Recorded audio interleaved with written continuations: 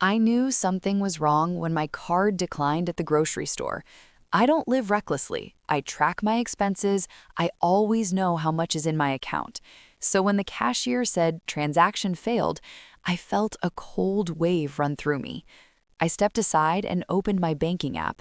The balance was almost zero. I stared at the screen, convinced it was a glitch. Then I saw the transaction history. A massive payment processed 2 days ago at a luxury car dealership. I don't own a car. My hands started to shake, not from panic, but from disbelief.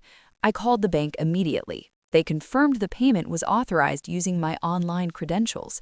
Correct password, correct OTP, everything legitimate. Someone hadn't hacked me. Someone I trusted had access. I drove straight to my parents' house. My sister's new, bright red two-seater sports car was parked outside, shining like a trophy under the sun. I didn't need to ask. I already knew.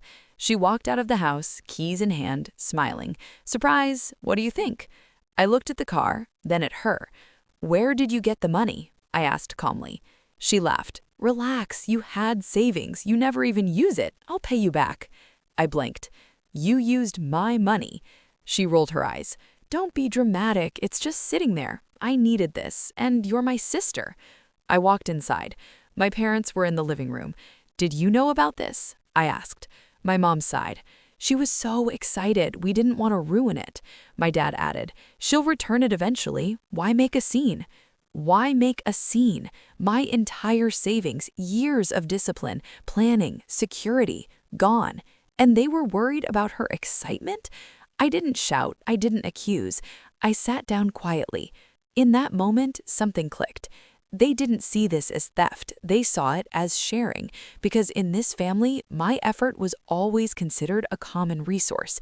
My sister's desires were always considered urgent needs. She didn't steal, my mom said softly. She just borrowed without asking. I nodded slowly. Okay, I said. That confused them. You're not angry? My sister asked. No, I replied calmly. I understand. And I did. I understood that in their eyes, my boundaries didn't exist. My hard work didn't belong only to me. My sacrifices were invisible compared to her wants. I stood up. I'll handle it, I said.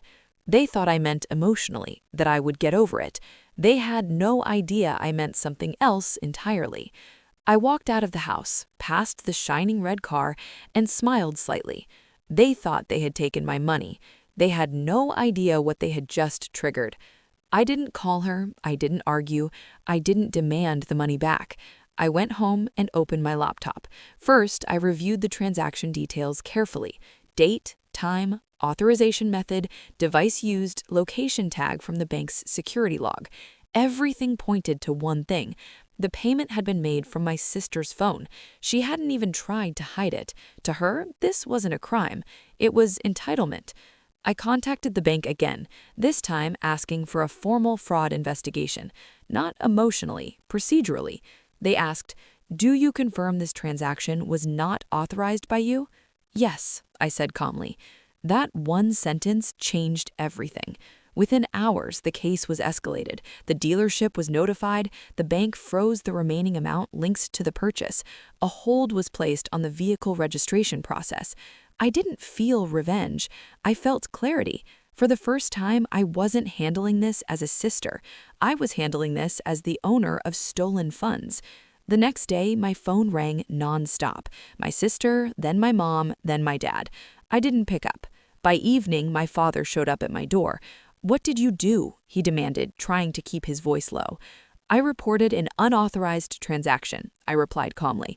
You're making this legal? He asked, shocked. It already was the moment she used my money. He stared at me like he was seeing me for the first time. She's panicking, he said. The dealership called. They said the car might be seized. There could be legal consequences. I nodded. She didn't think of consequences when she used my savings. He tried a different angle. She said she was going to pay you back. From what? I asked quietly. She doesn't have a job. Silence. For years, this had been the pattern. My discipline funded her impulses. My patience enabled her behavior. My silence allowed it to repeat. Not this time. My mother called later, crying. "You're humiliating your sister. People will find out." I replied gently. She humiliated herself the moment she thought my hard work belonged to her. The investigation moved fast because from the bank's perspective, this was simple digital proof: device logs, authorization trail, clear misuse of access. The dealership contacted my sister directly. They informed her that unless the payment issue was resolved, the car would be repossessed and the case could proceed as financial fraud. That was when she finally came to my house. Not angry, not arrogant, scared. "Please withdraw the complaint," she said, eyes red. "I didn't think you'd go this far." I looked at her calmly. "You went this far when you took my money." "You're my sister," she cried. "And I am a person," I replied, "not your backup bank account." She had no response. For the first time in her life, her actions had real consequences. She couldn't cry, shout, or charm her way out. I didn't yell, I didn't insult her. I just let the process continue. 2 days later, the car was taken back by the dealership. The money was partially recovered through reversal, and the remaining amount was marked for legal recovery from her. My parents stopped calling, not because they were angry, because they were uncomfortable. They had always believed I would tolerate anything to keep peace, that I would sacrifice quietly, like always. They didn't recognize this version of me, the one who didn't shout, the one who didn't argue, the one who simply refused to be used. Weeks passed. The house went quiet. Family group chats silent. No one mentioned the car again, but something had changed permanently. They learned that my calmness was not weakness. It was a boundary. And once crossed, it didn't lead to drama. It led to action.